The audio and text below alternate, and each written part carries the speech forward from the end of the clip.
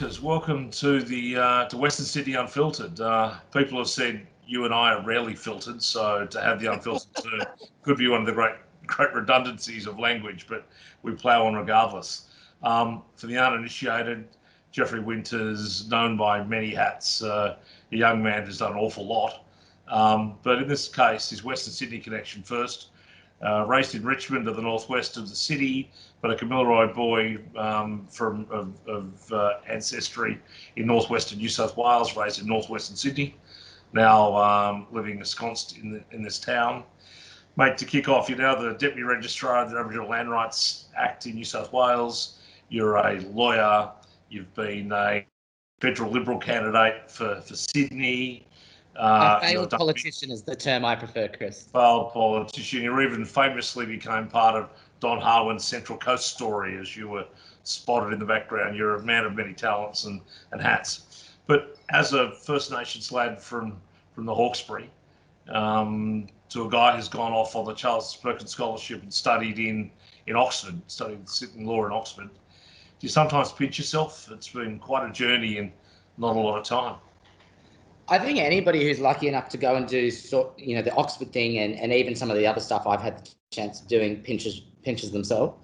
I think when you come from a background like I did, which wasn't a particular privilege at all, you pinch yourself even more so.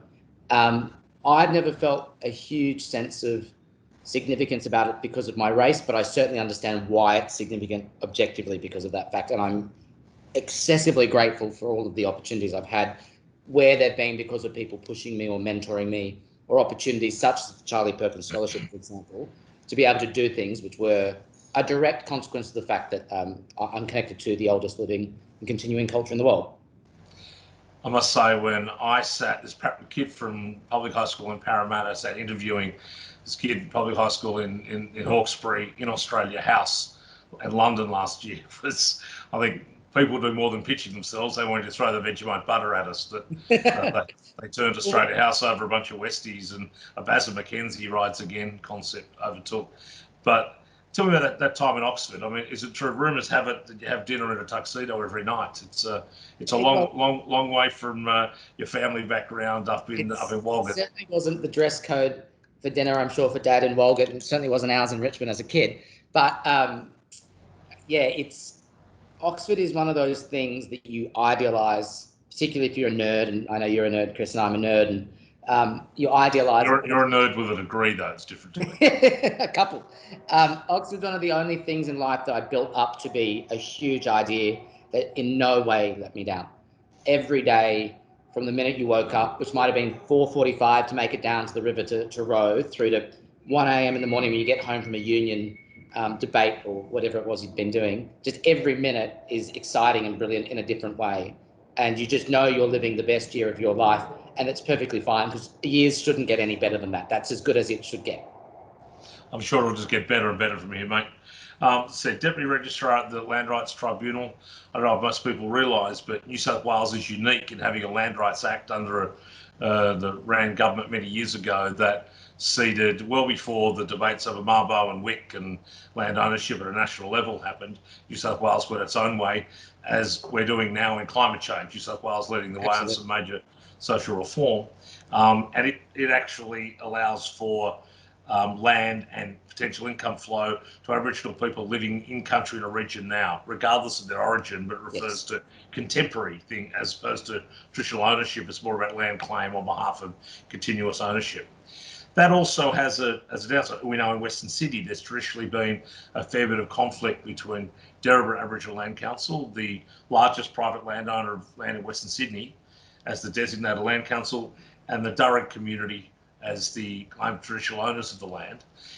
Your sort of job you've got now is refereeing some of these debates. I know you've been involved in others. For all of us on the outside, where sometimes even the best intentioned work in Indigenous affairs can be difficult for fear of causing whitefell or unintentional offence, how do we navigate through this sometimes difficult path, say in the Greater West, in your opinion? So one of the great privileges but extraordinarily difficult burdens of the job I have is being involved in helping solve these really contentious issues. And for obvious reasons, Western Sydney, or the Sydney metro basin really, is perhaps the most concentrated space for this conflict between how do you deal with a post-colonial society where you're trying to get on with having a good and healthy and inclusive life, but recognizing and trying to repair historical wrongs. At a federal level, as you alluded to, we deal with it through native title and race discrimination laws and so on, which provide a set of rights and responsibilities built on traditional connections and ongoing connections.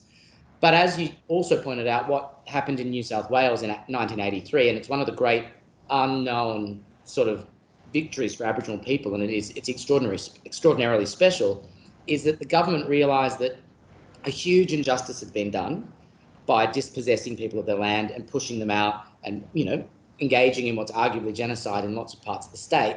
And because it had been so successful in New South Wales, that a lot of people couldn't ever have a traditional connection to country. I mean, I'm lucky enough that I do. It's the sad irony, the dispossession and massacre right. caused no ongoing connection in many places. And so the government very, it's pretty progressive policy, said, all right, what we'll do is set up a scheme to sort of reconstitute communities, build around either people living in that area or them having a connection to that area, that you can join into that community, and that community can have a right to acquire land and build an economic base and act as the whole scheme is a compensation, right? Now, where that poses a problem is where you've got that new scheme, which is trying to redress a historical wrong, butting up against the remaining cultures that do exist. Now, in some parts of the state, like in the north, it's a lot more straightforward because it's very clear, the traditional cultures, and you have land rights, and they coexist reasonably healthily. So you'll have land councils that are also the prescribed bodies, corporate, under native title, and they work closely. Where it's really difficult is places like Sydney, where it's People very come hard to the city from country. Anyone to say, okay, I live in Penrith, I am a descendant of the Penrith area, because really colonisation was so effective that no one can say that. And the problem we have with the Derib and Darug debate is that, as with with a lot of traditional arguments, there's a lot of anthropology that's around it and sort of work that was done to develop this idea of the Darug. And this is a controversial thing I'm saying, and I must be honest, I'm expressing a personal belief here, or a personal view based on what I've read, that anthropologists formed a view that there was an Aboriginal community, that it was the Darug language group, and that there are people who can draw their ancestry back to that, and people over generations have grabbed onto that. Now, on the other side, people go, well, it's pretty difficult to show that.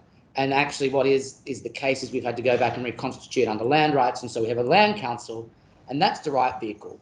And there's been a conflict that emerges. Now, I think the real tragedy about all of that is you've got two black communities now disagreeing with each other over the same space, which is over very little in terms of what they actually originally held.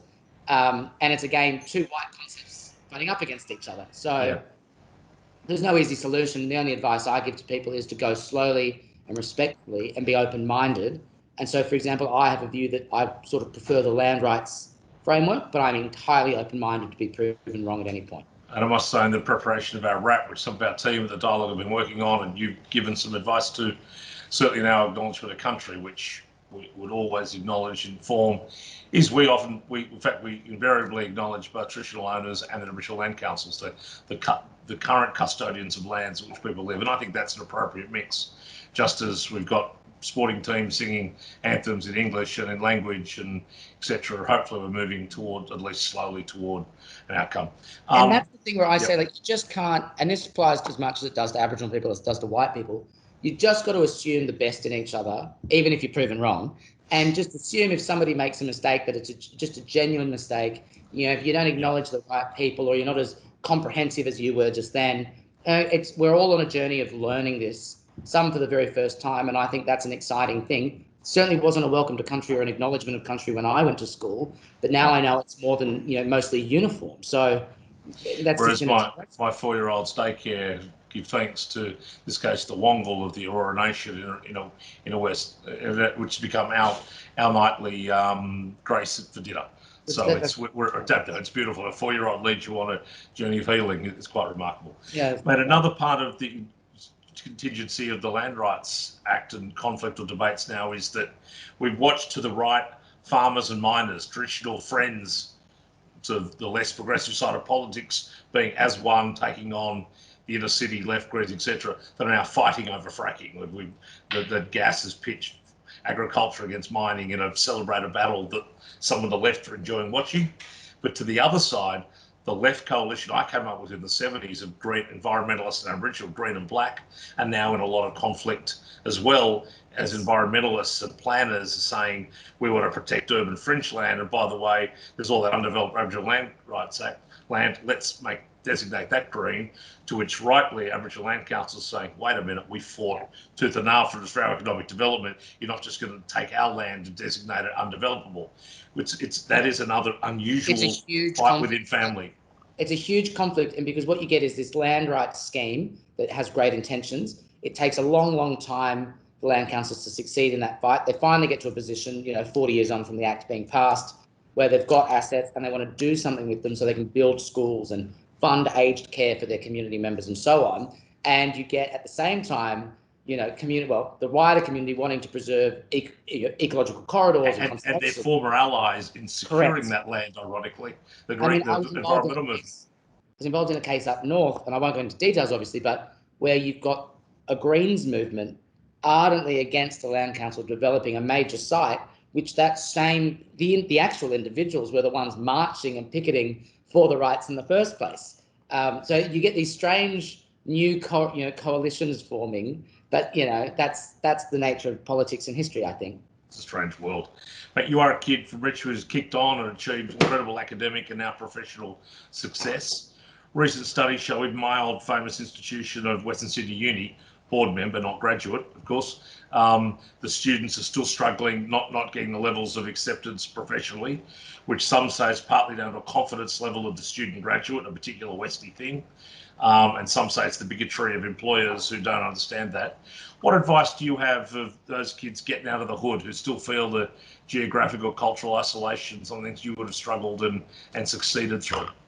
I think this sort of geographical, socioeconomic confidence issue is serious and real. And I don't think it just relates to Aboriginal people. I think you see people from Western Sydney more often than not succeeding in the professional space as much as people from other parts of the city, say the north and the east. Not to try and have a geographical war on this, but I mean, I went to Sydney Uni and did law, and being from the western suburbs was certainly an exception. Whereas if you had gone to Trinity, Shaw, Knox or Askham, you were very much there with your classmates.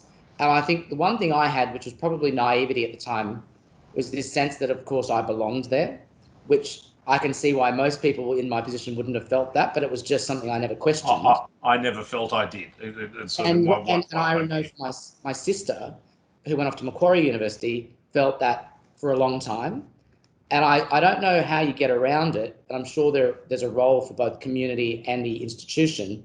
But if Aboriginal people or anyone who feels like they're an outsider can just try and back themselves in, that's the bedrock to succeeding in anything. Because putting confidence and resilience into education is probably I get to Oxford, and that's probably the first time I thought, everyone has imposter syndrome at Oxford. It doesn't matter where you went, how good your grades were, you do not think you belong there. But quickly I realised, no, Sydney Uni or good universities in Australia are they're pretty much as good as Oxford. It's just they just round up the top 10% and put them in one room. Yeah. So you can belong there, and you are comparable to compete on a world sphere, but we've just got to have the confidence to, believe that. Rumours have it that you owned the joint, so I think you overcame your imposter syndrome. Hey, talking Western Sydney and issues within, are you surprised that Western Sydney traditionally voted against a republic, voted against marriage equality, two things I know which you are intimately involved and supportive? Me too, but all the voter analysis we've done on the Latte line, the diagonal line that dissects Sydney from the hills to down to the airport, all the results showed almost every major social debate goes down in Western Sydney, despite it traditionally being more Labor and less conservative. That flips when it comes to social issues. I'm not so shocked because having been raised there, and that was the dining room table that I was educated around, and where you really get your kind of socialization and your political view from. I think most people out west, I think we've got to break up this idea in Australia that left is progressive and right is conservative. The Labor Party is left and right. The Liberal Party is left and right. The National Party we won't talk about. And I think in the West, you often see people voting traditionally for the Labor Party because of working class values, but being attracted to more conservative social principles. And I think in part that's because there's an ethnicity to that as well. Well, there is an ethnicity. There's obviously a religiosity as well. But I also would dare to say that I think if you're in a position of not feeling like you control your environment as much as other people do, change is not a desirable thing. Status quo is the bedrock off which you're going to be able to try and climb up the ladder or maintain the existence you've worked so hard to achieve. And so I can understand why rocking the boat is a scary idea and you mightn't want to do that. And in fact, I find often when you talk to people about the Republic, for example, people in my family who are very clearly pro the status quo, once you explain some of the models mean that very little would change apart from the kind of legal constitutional symbolism, you've got them engaged. But they fear, and I would say it has a lot to do with, say, the Howard era government, at least, tapping into this fear of change and marrying, stability with success. When in fact, actually, the right to try something new and let it fail can be the breeding ground for real. I'm a minimalist. Thriving. I think if the day we said you could vote for your president, everyone said yes, because that's what people do with presidents. So don't give them a president. Just let them have a governor general that doesn't report the Queen. We've never voted for a governor general. There's my minimalist republic. You want to change the Australia Day, as I think we should, because we all should be able to share in one day. Then keep the day we've got, January 26th, as Commonwealth Day, and it's a very important date in their history. But give Aussies another public holiday. They'll put their hand up for it. Serious agreement on this. And this makes my point about the left and the right versus Labor and Liberal Party things. We have allegiances to different parties, but agree on pretty much most things, except for the football team that you back, I guess. That's the major sticking point. The Earls. And if we can't sing Australians are one and free, instead of young and free, seriously, if you hung up on that, and I'd like more change there, but it's a I thought it was decent interesting start. the way Gladys, that the Premier, ventured in on that and said she was kind of into this idea of one and free. I thought that was like, okay, I was impressed by that. Small things impressed me, you see. It was a good timing for it too. I couldn't possibly agree with you. Mate, we're still going through to some extent the most transformative period in many people's lives. We had bushfires in many regional communities in New South Wales, bushfires and Western Sydney, the mountains as well, straight into a pandemic, straight into a global recession, and to some extent straight into trade uncertainty because of China. In any 1 year, that's a big year. Yeah. There appears to have been everybody talking about lots of transformation, what the future of work, etc. Well, let's break it down more to you. How in the future, what's your career look like in a post-COVID world? Is technology coming with it? So that in that process. Well, I guess the first thing to say is, I was one of these people not in free. There's a lot of us who woke up in a different country when COVID was hitting and found ourselves brought home, which hindsight, you had a celebrated quarantine period, yes. A noted quarantine period. And I think when I talk to my friends in London who stayed and compare that to what we went through here in Sydney and around Australia, we all know it's just exceptional. And I don't think we should always just rest on our laurels, but we've done it exceptionally well. And you tap on the recession issue there. We had the technical recession. There's no doubt that we're feeling the broader ongoing effects of recession, but we're technically out of that kind of two negative periods stage. And I do think, as with 2007-8, we'll bounce back stronger and quicker than we expect to. That's not to say a lot of people aren't struggling, but on the changes to our life, I've never worked from home ever. I've gone to the Sydney CBD all of my life, or London CBD when I was there to work, and I have only just now gone back to the office 1 day a week, and that's been 6 months into my new job, and I love it. I have time to be amongst nature and go out and exercise. I have much more control over my life. I think that there's going to be a new balance when we go back, and I think that's a good thing. I think we're having conversations with each other as bosses and employees and co-workers that we didn't have in the past. We are checking in on each other's mental health and our family situations. I think we're much more genuinely invested in how we're doing, and I think that's a good thing. In terms of technology, I look at my family members who could struggle to open an iPad in the past, and now they're logging in and out of Teams meetings and Zooms. I've got a father who turns 89 this week who's never used an ATM, so I come from a long line of Luddites. That's because you always went to the bank for him and just took a tariff. Correct. I learned to drive. Throw the keys, cash your punter's check on a Friday afternoon for him at the greengrocer. So hopefully we don't know what a greengrocer is who are watching or driving.